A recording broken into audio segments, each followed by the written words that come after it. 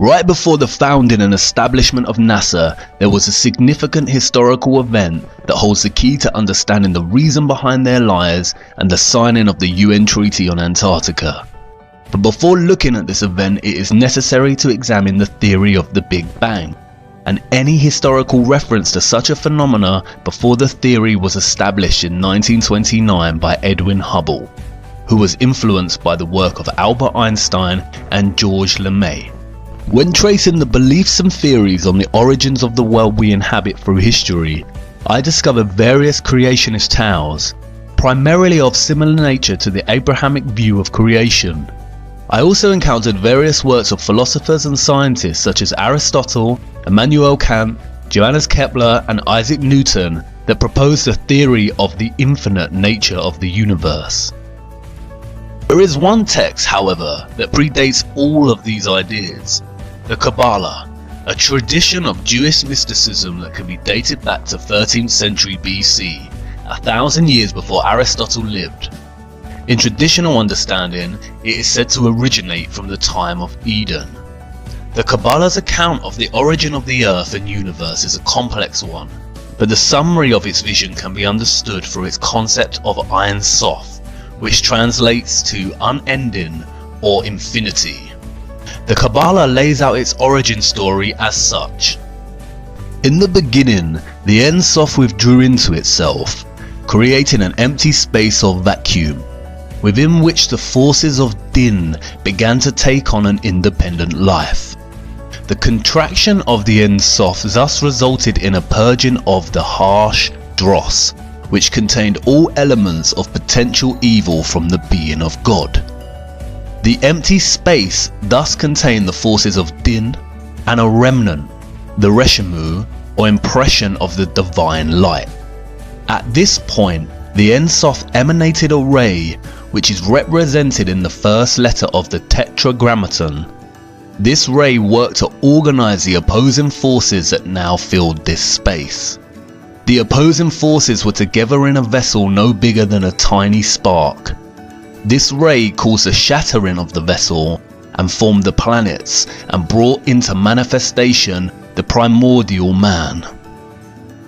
Moses Nachmanides, a 13th century Kabbalist rabbi, summarizes this origin story, stating, "There was only one physical creation, and that creation of a tiny speck. As this speck expanded out, this substance, so thin it has no essence, turned into matter as we know it." This is strikingly similar to what we have come to know as the Big Bang. Universe Today provides a succinct summary of the Big Bang. The Big Bang hypothesis states that all of the current and past matter in the universe came into existence at the same time, roughly 13.8 billion years ago. At this time, all matter was compacted into a very small ball with infinite density and intense heat called a singularity. Suddenly, the singularity began expanding and the universe as we know it began. This is the same story. Both present the idea that in the beginning there was a vacuum and then a small speck appeared, and from there began the expansion of matter, forming the planets and the world we know today.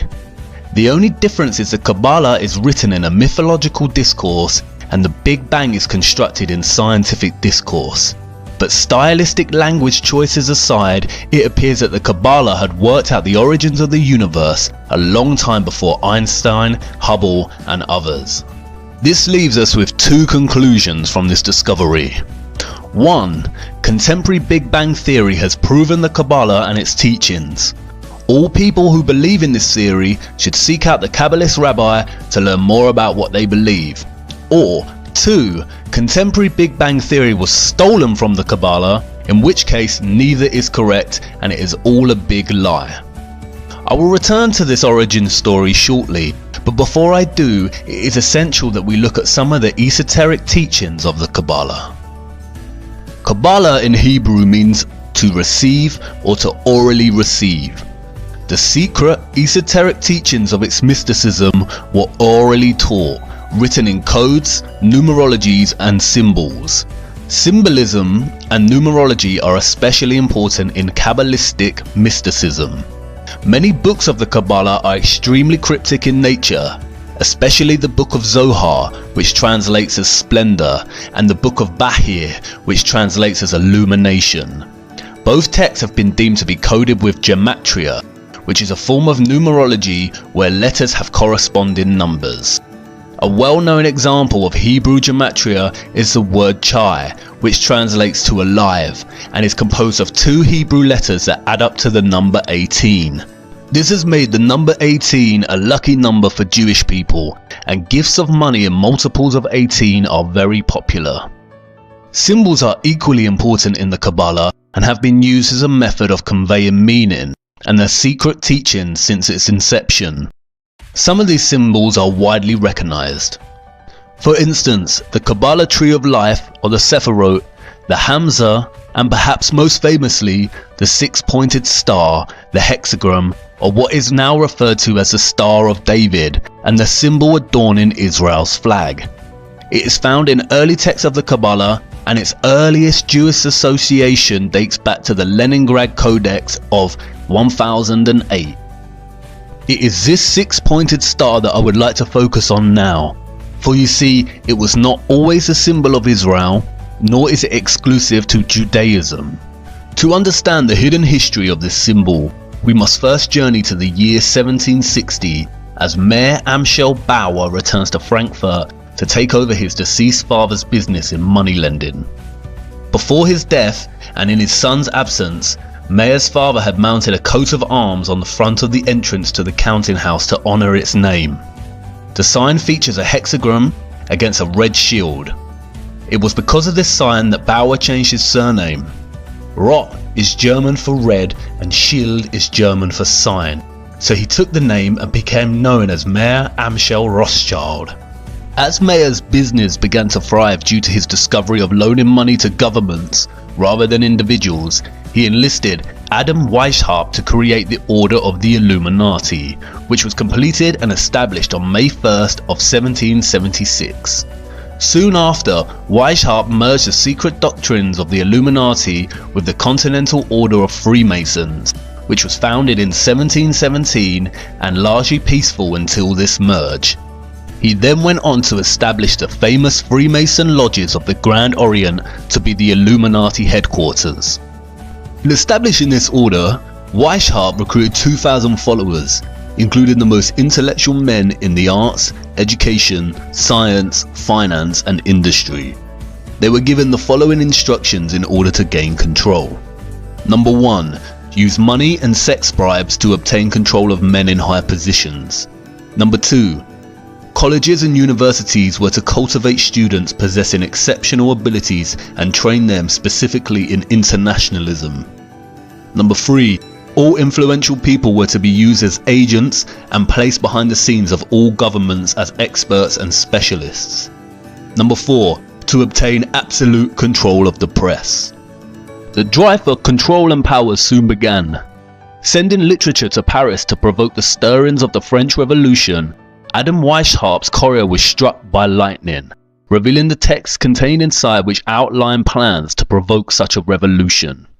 The Bavarian authorities seized the text and the government published the details of their doctrines in a text titled The Original Writings of the Order and Sect of the Illuminati.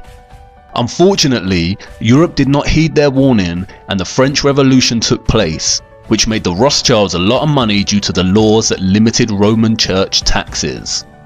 In 1798, John Robinson, one of the leading intellectuals of his time and professor at Edinburgh University, published a book, Proofs of a Conspiracy Against Religions and Governments of Europe, carried on in the secret meetings of Freemasons, Illuminati and secret societies. Again, no one heeded Robinson's warning. In 1812, Mayer Rothschild died and laid out specific laws for the House of Rothschild, which are 1. Only males will enter the business, 2. Intermarry to preserve fortune, and 3. The eldest son of the eldest son is to become the head of the family. After his death, Mayer's children left Frankfurt and established banks in all major European cities. Nathan Rothschild moved to London at 21, where he established a banking house. During the Napoleonic Wars, the 5 Rothschild brothers worked to provide gold to both Wellington's army through Nathan in England and Napoleon's army through Jacob in France, thus establishing a formula they would retain until the present day. Exactly this: fund both sides of each war and become rich in the process and aftermath. The Napoleonic War forced Britain and many other countries in Europe to borrow vast sums from the Rothschild Bank, with interest rates they would never ever be able to pay back. Furthermore, they manipulated the stock market. During the war, speculators would watch the value of Nathan Rothschild's British war bonds in an attempt to guess who would win the war. Shortly after the battle ended, and long before anyone else knew who was the victor, Rothschild began selling bonds. Everyone assumed this meant that Napoleon had won and Europe had lost. Panic selling followed, and when prices crashed, Nathan bought the majority of these bonds. The ownership of such high value bonds meant that the Rothschilds literally owned the Bank of England. From that moment onwards, the interests of the British Crown and the Rothschilds became so entwined that the Rothschilds were given titles of nobility. Nathan famously said, "I cared not what puppet is placed upon the throne of England to rule the empire on which the sun never sets. The man who controls Britain's money supply controls the British Empire, and I control the British money supply." The Rothschilds used their control of the Bank of England to replace the method of shipping gold from country to country, and instead used their European banking network to establish a system of paper debits and credits, the same system we use today. At the end of this period, the Rothschild family controlled half the wealth of the entire world. During the 19th century, the Rothschilds took control over the financial operations of the Catholic Church worldwide and began setting up their banks in the United States. They also began to gain control in other areas of industry. In 1862, the Rothschilds used one of their own, John D. Rockefeller, to form an oil company called Standard Oil, which went on to dominate all competition and was funded to prominence by the Rothschilds. The Rockefellers would go on to lead oil, establish Big Pharma, and own all the major education systems, colleges in the United States. The Rothschilds' power and influence grew through the tentacles of each industry as planned with the establishment of the Illuminati. Towards the end of the 19th century, and before establishing their major dominant banking presence in the United States, the Rothschilds founded the Zionist Congress to promote Zionism, a political movement with the sole aim of moving all Jews into a singular Jewish nation state, and arranged its first meeting in Munich. The meeting was chaired by Theodor Herzl, who later stated in his diary, "It is essential that the sufferings of Jews become worse. This will assist in realization of our plans. I have an excellent idea. I shall induce anti-Semites to liquidate Jewish wealth. The anti-Semites will assist us thereby in that they will strengthen the persecution and oppression of Jews. The anti-Semites shall be our best friends." The youngest son of Jacob Rothschild also visited Palestine during this time and supplied funding to establish the first Jewish colonies there. The Rothschild plan to establish Israel and its own Rothschild-owned country was underway, but it would not be until many years later that that plan came to fruition. Notice the hexagram on the flags at the Zionist Congress. In 1910, plans were underway in the United States to set up the Rothschild centrally owned bank, the Federal Reserve. The plans for a United States central bank were met with strong opposition from some of the wealthiest figures of the time. The 3 most important and powerful opponents were Benjamin Guggenheim, Isidor Straus, the head of Macy's department stores, and John Jacob Astor, one of the wealthiest men in the world and good friend of genius inventor Nikola Tesla. Their total wealth at that time was $500 million. By today's standards, that would amount to nearly $11 billion. The opposition did not last long, however. Conveniently for the Rothschilds, all 3 powerful opponents died aboard the Titanic when it sunk in 1912. Coincidentally, it was the Illuminati puppet J.P. Morgan who funded and built the Titanic, and who was also extremely keen to establish the Federal Reserve. He cancelled his ticket on the Titanic at the last minute. Congressman Charles Lindbergh said the following after the Federal Reserve Act was passed in 1913.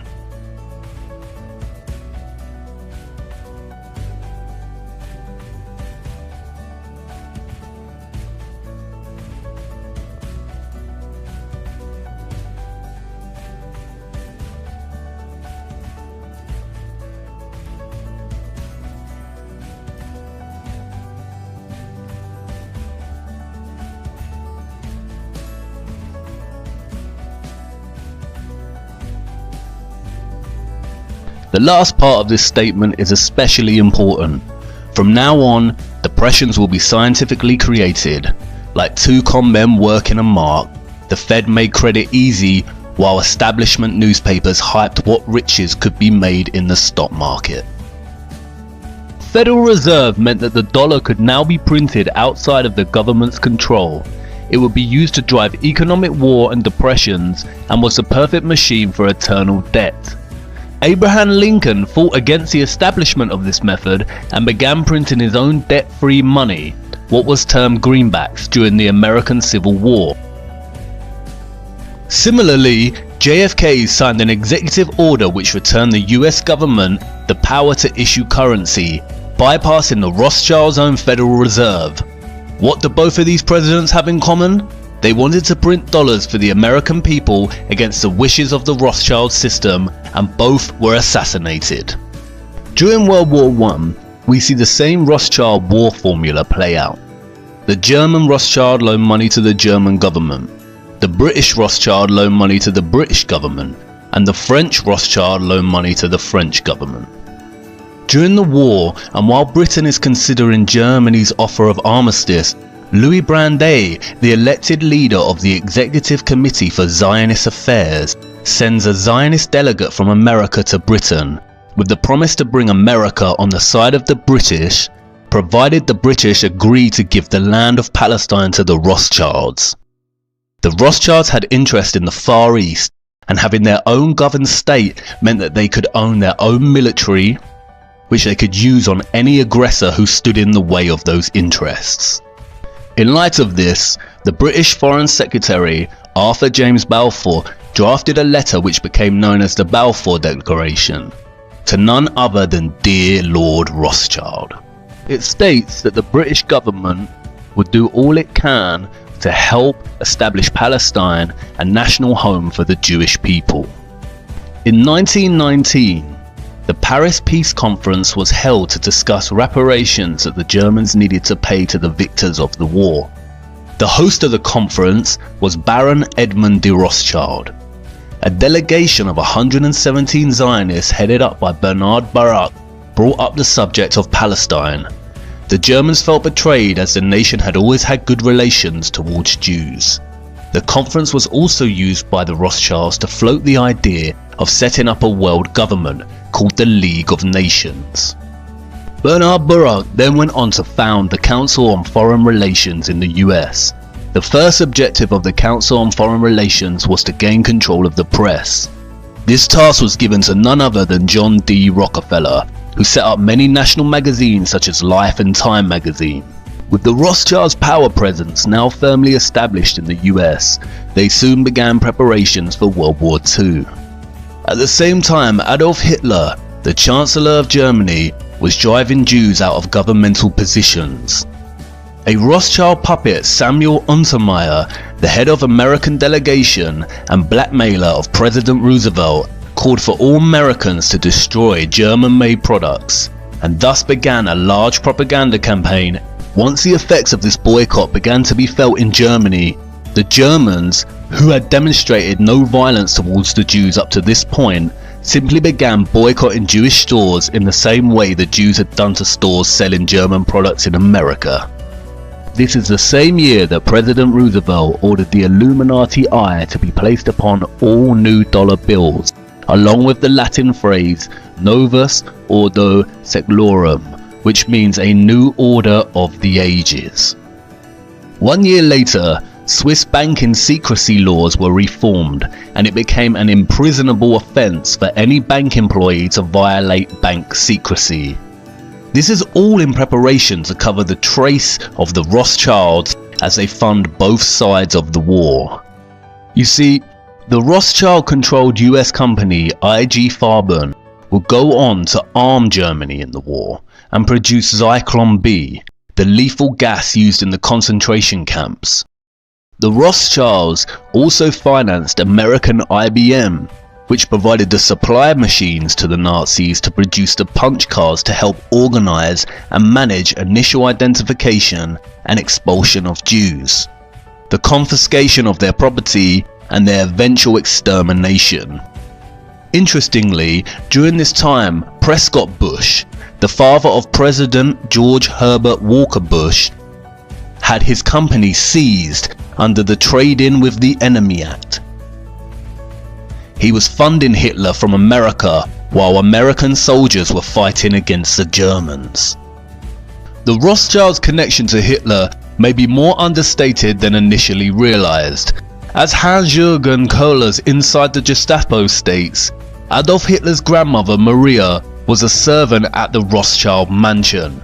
You see, the war was very choreographed and had nothing but the Rothschilds' interests in mind. As Zionist Isaac Greenbaum in a speech to the Zionist Executive Council put so succinctly, "One cow in Palestine is worth more than all the Jews in Poland." This piece of propaganda was to scare Jewish survivors into believing their only place of safety was Israel. At the end of the war, in 1945, the Rothschilds not only profited significantly financially, but their vision of a League of Nations came to fruition with the establishment of the United Nations. The British had stated that there would be no more immigration of Jews to Palestine in order to protect the Palestinians, but after the Second World War, the British transferred control of Palestine to the United Nations. The United Nations divided Palestine into two states, one Zionist and one Arab, with Jerusalem to remain as an international zone to be shared by all religious faiths. In the years that followed, the Israelis launched a series of military assaults on the Arab Palestinians, causing a mass exodus. The Israeli secret intelligence agency, the Mossad, was formed. Its motto is, "By way of deception, thou shalt do war." In 1948, the Rothschild bribed President Harry S. Truman with $2 million, which they gave him on his campaign trail, to recognize Israel as a sovereign state. The flag of Israel was soon revealed, which is none other than a blue version of the Rothschild red hexagram. And this is where the story just begins. Follow me to part 6 so we can take a look at the true meaning of this 6-sided star.